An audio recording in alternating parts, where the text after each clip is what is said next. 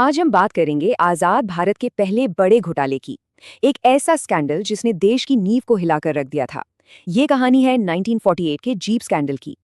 आखिर ऐसा क्या हुआ कि सेना के लिए गाड़ियां खरीदने का एक सीधा साधा सौदा देश का पहला बड़ा घोटाला बन गया।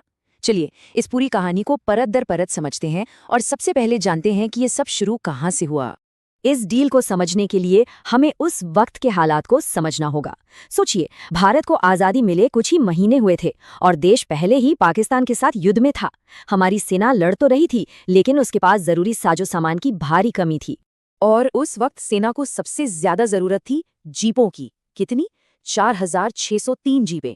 ये एक बहुत बड़ा नंबर था और जरूरत भी फौरन थी। इसी जल्दबाजी और दबाव ने ही इस पूरे स्कैंडल की जमीन तैयार की। तो चलिए अब देखते हैं कि कैसे इस जल्दबाजी के चक्कर में एक ऐसा सौदा हुआ जिस पर शुरू से ही सवालिया निशान थे। इस पूरी कहानी के जो सबसे अहम किरदार हैं वो थे वी.के. कृष्ण मेनन। उस वक्त वो लंदन में भारत के हाई कमिश्नर थे और सरकार ने जीप खरीदने की ये बड़ी जिम्मेदारी उन्हीं को सौंपी थी। अब जरा देखिए कि किसी भी सरकारी सौदे के लिए नियम क्या होते हैं और इस केस में असल में हुआ क्या। आप देखेंगे कि एक दो नहीं बल्कि लगभग हर नियम को ताक पर रख दिया गया था। सबसे चौंकाने वाली बात तो कंपनी का चुनाव था। 80 लाख रुपए का कॉन्ट्रैक्ट एक ऐसी कंपनी को दिया गया जिसकी कुल जमा पूंजी सिर्फ 605 पाउंड थी। मतलब ये तो साफ साफ एक रेड फ्लैग था, एक बहुत बड़ा खतरे का सिग्नल जिसे पूरी तरह से अनदेखा कर दिया गया। तो सवाल उठता है कि इतने सारे नियम क्यों तोड़े गए। दलील दी गई कि ऐसा इसलिए किया गया ताकि जीपें स्पेयर पार्ट्स के साथ जल्दी से जल्दी भारत पहुंच सकें। लेकिन ये वादा एक खोखला वादा साबित होने वाला था।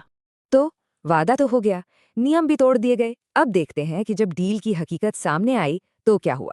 इस सौदे के फेल होने की कहानी 3 हिस्सों में बटी है। पहला था वादा, जिसमें 2000 रिफर्बिश्ड जीपों का ऑर्डर दिया गया। दूसरा था पेमेंट, जिसमें करीब $172,000 यानी 65% पैसा एडवांस में ही दे दिया गया। और तीसरा था डिलीवरी, जो एक मजाक बनकर रह गई। यानी कुल 2000 जीपों का ऑर्डर दिया गया था।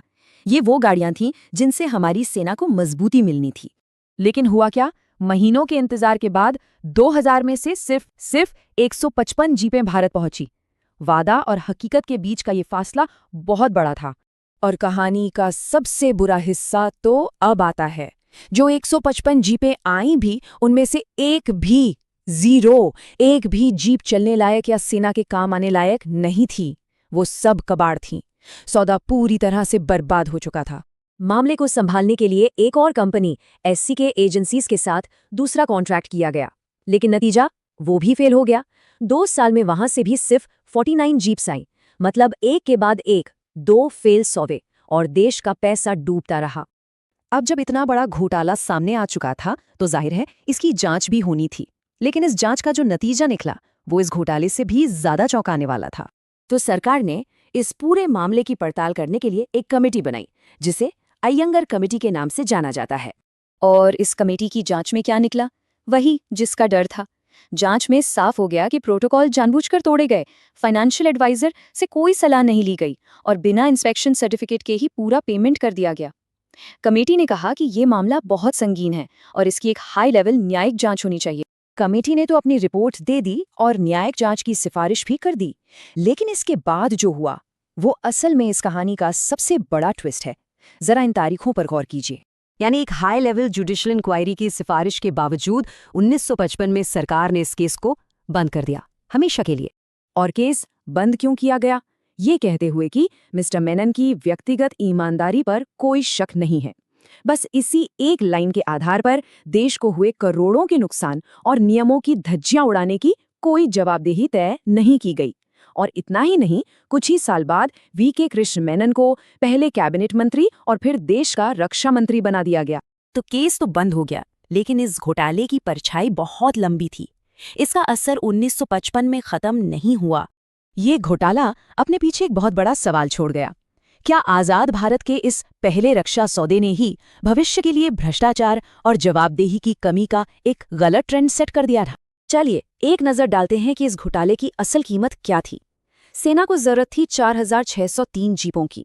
पैसा दिया गया लगभग 2000 से ज्यादा जीपों का। और मिली कितनी जो काम की थी? सिर्फ 49। ये नंबर खुद पूरी कहानी बयान करते हैं। कहते हैं कि किसी भी देश का पहला बड़ा घोटाला उसके सिस्टम के कैरेक्टर का टेस्ट होता है। 1948 के जीप स्कैंडल ने पारदर्शिता, जवाबदेही और सत्ता के सही इस्तेमाल पर कई गंभीर सवाल उठाए थे। आज इतने दशकों बाद बड़ा सवाल यही है, क्या हमने इतिहास के उस पहले और सबसे जरूरी सबक से कुछ सीखा है?